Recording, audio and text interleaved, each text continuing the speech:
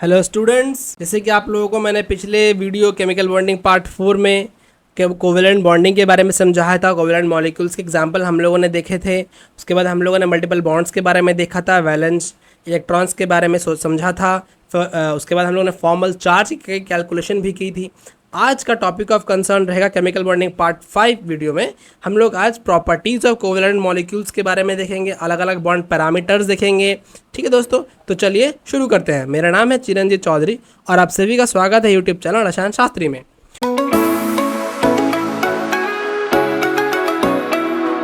आज का topic of discussion है हमारा प्रॉपर्टीज ऑफ कोवेलेंट मॉलिक्यूल्स। कौन कौन सी प्रॉपर्टीज कोवेलेंट मॉलिक्यूल्स की होती है वो थोड़ा देखते हैं। बेसिकली हम लोग अलग अलग फिजिकल एंड केमिकल प्रॉपर्टीज के बारे में देखेंगे। फिजिकल एंड केमिकल कौन कौन सी फिजिकल केमिकल प्रॉपर्टीज है उसके बाद सबसे पहले फिजिकल प्रॉपर्टीज जो आती है तो कौन कौन सी क्या है फिजिकल प्रॉपर्टीज। फिजिकल प्रॉपर्टीज नहीं लिखते हैं, जनरली लिखते हैं प्रॉपर्टीज ऑफ कोवेलेंट मॉलिक्यूल। जैसे कि आप लोगों ने आयनिक बॉन्ड्स में पढ़ा था, आयनिक मॉलिक्यूल्स में पढ़ा था कि it involves a strong electrostatic force of attraction among the molecules. अलग अलग मॉलिक्यूल्स के बीच में स्ट्रॉन्ग फोर्स ऑफ अट्रैक्शन होता है, लेकिन कोवेलेंट मॉलिक्यूल्स में there is no formation of ions. कोई आयंस नहीं बनते हैं। आयंस नहीं बनने की वजह से there is no strong electrostatic force. Covalent molecules में कोई भी strong electrostatic force of attraction नहीं रहता है। Because of absence of this strong electrostatic force of attraction, there involves a simple van der Waals force of attraction among the molecules. For example, ये मेरा एक molecule है, दूसरा ये मेरा मॉलिक्यूल है। ठीक है, इन दोनों के बीच जो फोर्स ऑफ अट्रैक्शन रहेगा वो very weak force of attraction रहेगा, जिसे हम लोग बोलते हैं van der Waals force of attraction. ठीक है friends, van der Waals force of attraction. So since it is a very weak force of attraction, that's why they are generally covalent molecules जो हमारे hydrogen, chlorine, fluorine atom, water molecule, H2S it's a gas in nature, H2S liquid in nature. So mostly जो ये covalent molecules होते हैं they are generally gas और liquid in state, solid नहीं रहते हैं। लेकिन आप लोगों ने देखा था जो आयनिक मॉलिक्यूल्स हैं, आयनिक बॉन्ड्स के जो मॉलिक्यूल्स हैं, ठीक है, वो जनरली जो है सॉलिड स्टेट में रहते हैं because of presence of strong force of attraction. दूसरा चीज़ क्या है, इसका melting point and boiling point. Since these for example आपका ये हाइड्रोजन जो गैस में है, H2S ये भी गैस है, कार्बन डाइऑक्साइड ये भी गैस है। All these are the examples of your covalent molecule. ये सब गैस में है, बहुत ही कम। ये H2O जो है ये लिक्विड में है। इसका लिक्विड होने का रीजन भी बिल्कुल ही अलग है बिकॉज ऑफ हाइड्रोजन बॉन्डिंग। सो अभी जरा देखते हैं दूसरा प्रॉपर्टी क्या फिजिकल प्रॉपर्टीज में आता है, वो है हमारा melting point and boiling point. Since it involves a very weak force of attraction, so automatically क्या बोलते हैं मेल्टिंग पॉइंट और बॉइलिंग पॉइंट आपका कम होगा, क्योंकि मेल्टिंग पॉइंट और बॉइलिंग पॉइंट डिफाइन किस तरीके से, जितना ज़्यादा फोर्स ऑफ अट्रैक्शन रहेगा उतना हमको एनर्जी सप्लाई करना पड़ेगा, उतना ज़्यादा हाई टेम्परेचर में वो मेल्ट करेगा। So generally they have low melting point and boiling point. आपको पता ही है कि H2O का बॉइलिंग पॉइंट क्या होता है, केवल 100 degree centigrade, where is the boiling point of और sorry melting point actually sodium chloride का 600 डिग्री सेंटीग्रेड के आसपास होता है। दूसरा क्या है सॉल्युबिलिटी। सॉल्युबिलिटी कैसी होती है भाई इन हमारे कोवेलेंट मॉलिक्यूल्स की, तो solubility since it does not involve any ions, so ये नॉन पोलर में सॉल्युबल से होंगे, soluble in non polar solvent, soluble in non polar solvent. वो नॉन पोलर सॉल्वेंट कौन कौन से हैं, नॉन पोलर सॉल्वेंट हमारा कौन कौन सा होता है, पहला नॉन पोलर बेंजीन हो गया, टॉल्यूइन हो गया, these all are examples of a non polar solvent. Petroleum ether हो गया, these are the example of non polar solvent. दूसरी प्रॉपर्टीज है, सिंस अभी हर चीज डिपेंड कर रही है not no formation of ions, ions नहीं बन रहे हैं, उसकी वजह से फोर्स ऑफ अट्रैक्शन कम है, उसकी वजह से ये जो है हमारा है ये वो मेल्टिंग पॉइंट कम है, बॉइलिंग पॉइंट कम है, गैसियस स्टेट में है, और यही रीजन है कि ये नॉन कंडक्टर ऑफ इलेक्ट्रिसिटी है। तो because of absence of any ion, non conductor of electricity, electricity को कंडक्ट नहीं करता है because of absence of ions. अच्छा, दूसरी बात है आयंस बनते हैं तो प्रॉपर्टीज बिल्कुल ही अलग है, आयंस नहीं बन रहे तो प्रॉपर्टीज बिल्कुल अलग है। कोवेलेंट बॉन्ड्स या कोवेलेंट मॉलिक्यूल जिन रिएक्शन में पार्टिसिपेट करते हैं they are actually very slow reaction, that's why we can study kinetics of these reactions. So अभी अगर नीट में कोई क्वेश्चन या किसी भी कॉम्पिटिटिव एग्जाम में क्वेश्चन आता है कि आप कौन से मॉलिक्यूल्स की केमिकल काइनेटिक्स स्टडी कर सकते हैं, we can only study the chemical kinetics of a slow reactions and those involve the formation of covalent bond only. We cannot study the chemical kinetics of a fast reactions, जो कि आयनिक reactions होती हैं। छठा है covalent bonds जो हैं these are actually directional in nature, directional in nature. ये हम लोग अभी जब मेरे वीडियो लेक्चर पार्ट 5 में हम लोग कोवेलेंट बॉन्डिंग पार्ट 6 में जब देखेंगे शेप्स के बारे में, तब हम लोग वहाँ पर देखेंगे डायरेक्शन कैसे आ रहा है। ये आप समझ गए प्रॉपर्टीज के बारे में। चलिए हमारा जो इस वीडियो का दूसरा टॉपिक है डिस्कशन का, वो है bond parameters. Bond parameters very very important topic. Bond parameters, bond parameters में कौन कौन से बॉन्ड पैरामीटर्स हम लोगों को देखने हैं। सबसे पहला जो हम लोग को देखना है वो है बॉन्ड लेंथ। बॉन्ड लेंथ देखते हैं। बॉन्ड लेंथ मैंने आप लोगों को केमिकल बॉन्डिंग पार्ट 1 में ही समझाया था। Basically octet is not only reason, it is the lowering of energy का कम होना during the formation of a bond is the main reason for the formation of the bond. Bond के बनने के वक्त जब एनर्जी कम होती है, पोटेंशियल एनर्जी, वही एक कारण है, स्टेबिलिटी प्रोवाइड करता है एटम से मॉलिक्यूल में जाते वक्त। सो बॉन्ड लेंथ किसे बोलते हैं? Basically it is defined, bond length किसे बोलते हैं? It is defined as the internuclear distance between the atom of same molecule. मतलब एक ही मॉलिक्यूल के बीच में जो एटम से बना है, उन दोनों के बीच के जो न्यूक्लियस का जो डिस्टेंस रहेगा, that distance is called as bond length. तो चलिए एक एग्जांपल से समझते हैं, समझते जरा। ये मेरा एटम ए है, ये मेरा एटम बी है, ये उसका ये हो गया न्यूक्लियस, ये हो गया न्यूक्लियस, ठीक है। सो अभी इन दोनों के बीच का जो डिस्टेंस है, this is called as bond length. अभी क्या कोवेलेंट बॉन्ड बना है, so half of the distance. अभी क्या दो अलग अलग एटम्स है ना, तो ऑटोमेटिकली साइजेस अलग अलग है। दिस आर इज बेसिकली, यहां से अगर आप देखोगे, this is the R A and this portion is R B. R is equal to R A plus R B, where R A is the covalent radii. R A is covalent radius और radii of atom A, R B covalent radius of atom B. So covalent radius of atom A and covalent radius of atom B, and R is defined as your bond length। ये हो गया bond length, ठीक है। सो bond length की value तब आती है जब आप इंटरन्यूक्लियर डिस्टेंस देखते हो between the atom of a same molecule. दो अलग अलग मॉलिक्यूल लोगे तो नहीं होगा। दूसरा सो अभी हम लोग एटॉमिक रेडियाई या सिंपली कोवेलेंट रेडियाई समझ चुके हैं ना। नेक्स्ट है van der Waals radii. Van der Waals radii क्या है? जिस तरीके से मैंने van der Waals force of attraction बताया था, Van der Waals force of attraction is basically force of attraction between the molecules, not within the molecule. And your Van der Waals radii is basically the 1/2. So Van der Waals radii is basically 1/2 of the internuclear distance between the two atoms of different molecule. मेरा ये molecule A है, this is my molecule A, this is my atom A B, this is my atom A B, molecule A B बना है, atom A atom B से molecule A B बना है। सो ये इसका न्यूक्लियस हो गया, ये इसका न्यूक्लियस हो गया, इन दोनों के बीच का जो डिस्टेंस हो गया, this is the distance basically.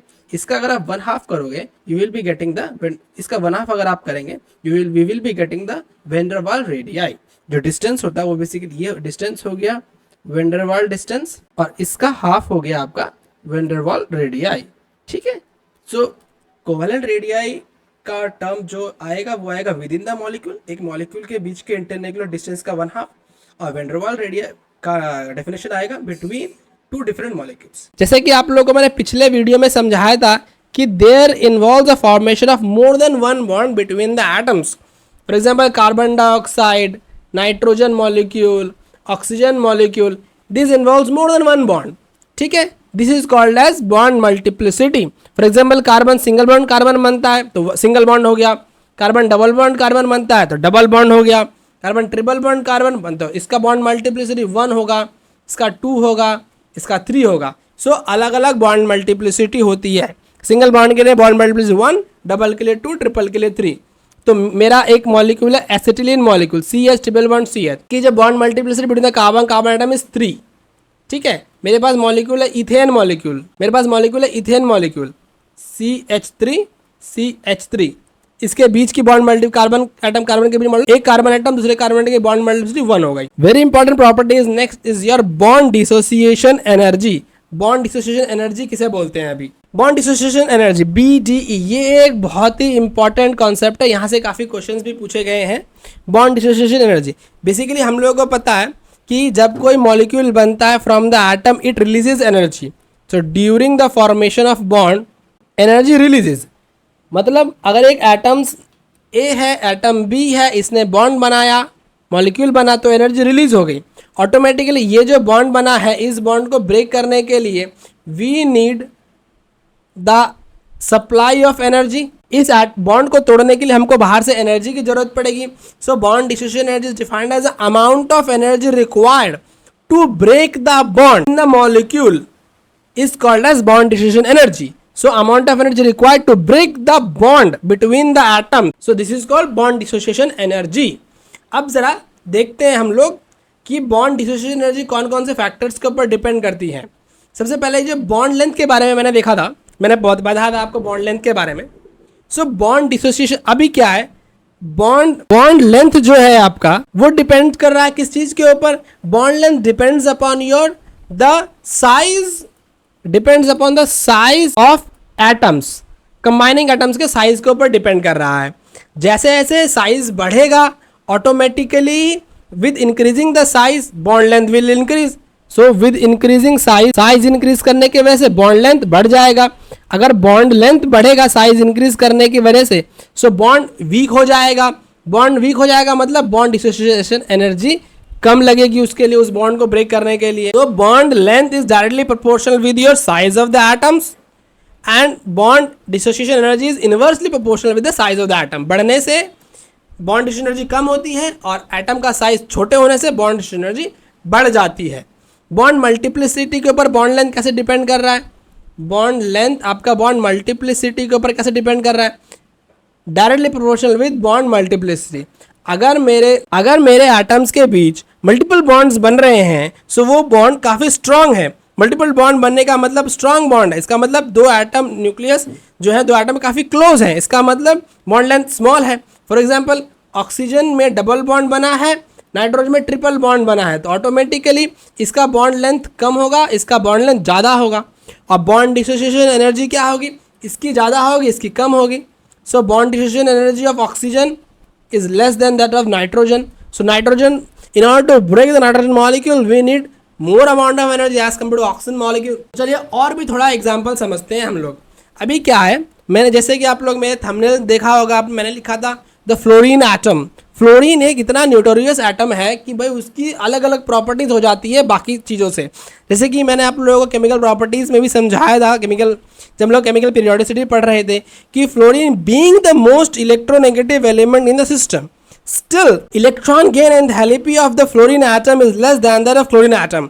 From top to bottom electron gain and enthalpy is in decreasing. So fluorine की ज़्यादा होनी चाहिए थी क्लोरीन से, बट रियलिटी में फ्लोरीन की कम होती है क्लोरीन से, ठीक है, because of the smallest size छोटा होने की वजह से। तो मेरे देख लेते हैं, एक्सपेक्टेशन था मेरा इस तरीके से, फ्लोरीन, क्लोरीन, ब्रोमीन और iodine, we have got different molecules of the halogen molecules, fluorine, chlorine, bromine, iodine. तो टॉप टू बॉटम साइज बढ़ रहा है, टॉप टू बॉटम क्या है, साइज बढ़ रहा है। तो साइज बढ़ने की वजह से बॉन्ड लेंथ कम होना चाहिए था। तो होना क्या चाहिए था आपका, actually the actual scenario should be is like that कि bond dissociation energy should decrease from top to bottom। इसकी सबसे ज़्यादा होनी चाहिए थी, ये होना चाहिए था, ये होना चाहिए था, एक्सपेक्टेड ये था बिकॉज ऑफ साइज का रिस्पेक्ट में। But in reality yes, chlorine की ज़्यादा होती है ब्रोमीन से, ठीक है। उसके बाद आता है फ्लोरीन, फिर आता है आपका आयोडीन। सो फ्लोरीन का जो मॉलिक्यूल है उसका बॉन्ड डिसोसिएशन एनर्जी क्लोरीन और ब्रोमीन से कम है because of the small size. तो ये आपको एक याद रखना है कि फ्लोरीन का स्मॉल साइज होने की वजह से उसकी बॉन्ड डिसोसिएशन एनर्जी बड़ी नहीं, ज़्यादा नहीं होती है, it is lower than that of chlorine bromine because of very very small size होने की वजह से there exist electrostatic repulsion among the fluorine atoms. इसकी वजह से आपका बॉन्ड डिसोसिएशन एनर्जी फ्लोरीन का कम होता है as compare to chlorine and bromine. तो दोस्तों आप लोग बॉन्ड पैरामीटर समझ चुके हैं। अभी 2-3 क्वेश्चंस जो आए हुए हैं वो थोड़ा लगाने की कोशिश करते हैं। ये क्वेश्चन आया हुआ है कि बोल रहे हैं which of the following is the electron deficient molecule. Electron deficient molecule मतलब which has got less than 8 electrons. So less than 8 electrons आपको ढूंढने हैं, 8 इलेक्ट्रॉन से कम होने चाहिए। सबसे पहले शुरू कर C2H6 क्या है, CH3 ये मॉलिक्यूल है। सो CH3 में क्या होता है, कार्बन के पास इसने 3 हाइड्रोजन एटम में 3 बॉन्ड मारे, 6 हो गया, 6 इलेक्ट्रॉन्स हो गए, और इसके पास 2 6। सो सबसे पहले एग्जाम है इथेन मॉलिक्यूल CH3। तो हर एक कार्बन एटम के पास 8 इलेक्ट्रॉन्स होने चाहिए। किस तरीके से जरा देख लेते हैं 8 इलेक्ट्रॉन्स है कि नहीं। ये कार्बन 2 4 6 8 2 4 6 8, इसका मतलब each atom of carbon has got 8 electrons. So ये तो इलेक्ट्रॉन सफिशिएंट है, तो ये हमारा आंसर नहीं है। सिलिकन हाइड्राइड, सिलिकन के बाहर में भी 4 होते हैं, इसने भी देखो 4 हाइड्रोजन के साथ बॉन्ड बना लिए, इसके भी 8 इलेक्ट्रॉन्स हो गए, ये भी हमारा आंसर नहीं है।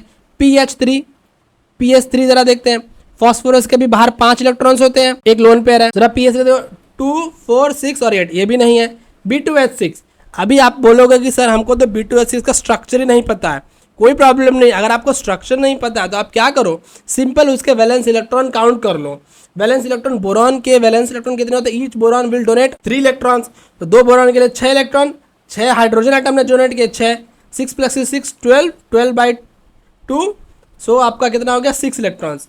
तो each boron atom has got 6 electrons, होने चाहिए कितने 8 electrons, that is why this is a electron deficient species.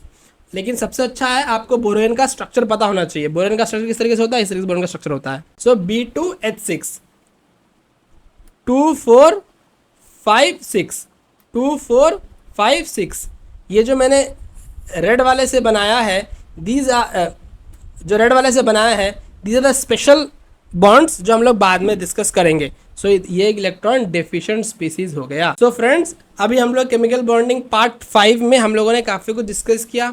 अभी मेरा नेक्स्ट वीडियो है केमिकल बॉन्डिंग पार्ट 6, उसमें हम लोग ज्योमेट्री और शेप के बारे में देखेंगे। सो बने रहिए रसायन शास्त्री के साथ। Thank you.